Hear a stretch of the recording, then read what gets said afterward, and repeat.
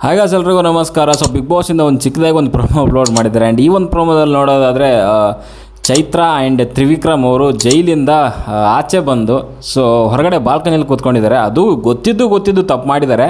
ಖಂಡಿತವಾಗ್ಲೂ ಶಿಕ್ಷೆ ಅನ್ನೋದಕ್ಕಿಂತ ಶಿಕ್ಷೆ ಇರುತ್ತೆ, ಜೊತೆಗೆ ಸೊ ಸುದೀಪ್ ಸರ್ ಕಡೆಯಿಂದ ಉಗಿಸ್ಕೊತಾರೆ ಪಕ್ಕ 100%. ಯಾಕೆ ಹೇಳ್ತಾ ಇದ್ದೀನಿ ಅಂತಂದರೆ ಇದೇ ರೀತಿಯಲ್ಲಿ ಸೀಸನ್ 10 ಕೂಡ ಒಂದು ಸರಿ ಆಗಿತ್ತು. ವರ್ತೂರ್ ಸಂತೋಷ್ ಅವರು ಹೊರಗಡೆ ಬಂದಿದ್ದರು, ಅದಾದಮೇಲೆ ಮತ್ತೆ ತಿರ್ಗಾ ಒಂದು ಜಸ್ಟ್ ಒಂದು 10 ಸೆಕೆಂಡ್ಸ್ಗೆ ಒಳಗಡೆ ಹೊಂಟೋದ್ರು. ಸೊ ಅದನ್ನು ಒಂದು ರೀತಿಯಲ್ಲಿ ತಮಾಷೆ ಅನ್ನೋ ರೀತಿಯಲ್ಲಿ ಅಲ್ಲಿ ವರ್ತೂರ್ ಸಂತೋಷ್ ಮತ್ತು ತುಕಾಲಿ ಸಂತೋಷ್ ಇದ್ದಿದ್ರು. ಸೊ ಅವರಿಬ್ಬರನ್ನ ಒಂದು ರೀತಿ ತಮಾಷೆ ಅನ್ನೋ ರೀತಿಯಲ್ಲಿ ವಾರ್ನ್ ಮಾಡಿ ಬಿಟ್ಟಿದ್ರು, ಮತ್ತು ಅದನ್ನು ಮತ್ತೆ ರಿಪೀಟ್ ಮಾಡಬೇಡಿ ಅಂತ.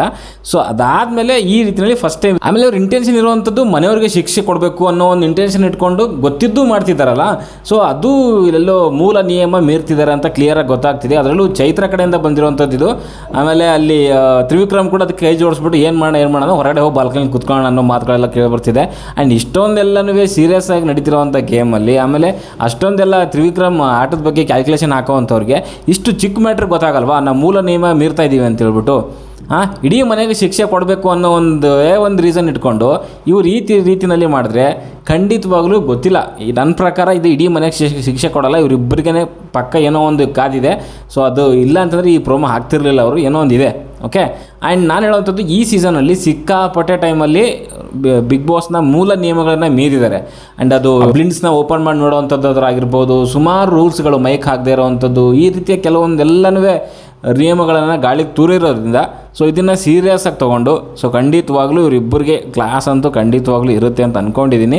ಆ್ಯಂಡ್ ಲಾಸ್ಟ್ ಒಂದು ವೀಕೆಂಡಲ್ಲೂ ಕೂಡ ಯಾರಿಗೆ ನಮ್ಮ ಮೋಕ್ಷಿತಾ ಅವ್ರಿಗೆ ಕ್ಯಾಪ್ಟನ್ಸಿ ಒಂದು ಟಾಸ್ಕಿಂದ ಆಚೆ ಉಳಿದಿದ್ದಕ್ಕೆ ಒಂದೇನೋ ಶಿಕ್ಷೆ ಕೊಡ್ತಾರೆ ಬಿಗ್ ಬಾಸ್ ಅವರು ಅಂತ ಹೇಳಿದರು. ಬಟ್ ಅದೇನು ಶಿಕ್ಷೆ ಅಂತ ಲಾಸ್ಟ್ ಈ ಒಂದು ವಾರದಲ್ಲಂತೂ ಏನೂ ಕಾಣಿಸಿಲ್ಲ. ಅದೇನು ಇತ್ತು ಏನೋ ಗೊತ್ತಿಲ್ಲ. ಬಟ್ ಆದರೂ ಕೂಡ ಸೊ ಇವರಿಗಿಬ್ಬರಿಗೆ ಖಂಡಿತವಾಗ್ಲೂ ಒಂದು ಏನೋ ಕಾದಿದೆ, ಅದನ್ನು ಅನುಭವಿಸ್ತಾರೆ. ಬೇರೆಯವ್ರಿಗೆ ಶಿಕ್ಷೆ ಕೊಡ್ಬೇಕು ಅಂತ ಹೇಳ್ಬಿಟ್ಟು ಈ ರೀತಿಯಲ್ಲಿ ರೂಲ್ಸ್ ಬ್ರೇಕ್ ಮಾಡೋವಂಥದ್ದು ಸರಿ ಅಲ್ಲ ಅದು. ಸೊ ವೇಟ್ ಆ್ಯಂಡ್ ಸಿ ಏನು ಹೇಳ್ತಾರೆ ಸುದೀಪ್ ಸರ್ ಅಂತ. ಓಕೆ, ಇನ್ನೊಂದು ಮೇನ್ ಪ್ರೋಮೋ ಬರೋದಿದೆ. ಸೊ ಪ್ರೋಮೋ ಬಂದಮೇಲೆ ವಿಡಿಯೋ ಬರುತ್ತೆ, ನೋಡಿ ಅಂತ ಹೇಳಕ್ಕೆ ಇಷ್ಟಪಡ್ತೀನಿ. ಆ್ಯಂಡ್ ಈ ಒಂದು ಎಸ್ಕೇಪ್ ಬಗ್ಗೆ ನಿಮಗೇನು ಅನಿಸುತ್ತೆ ಕಮೆಂಟ್ ಮಾಡಿ.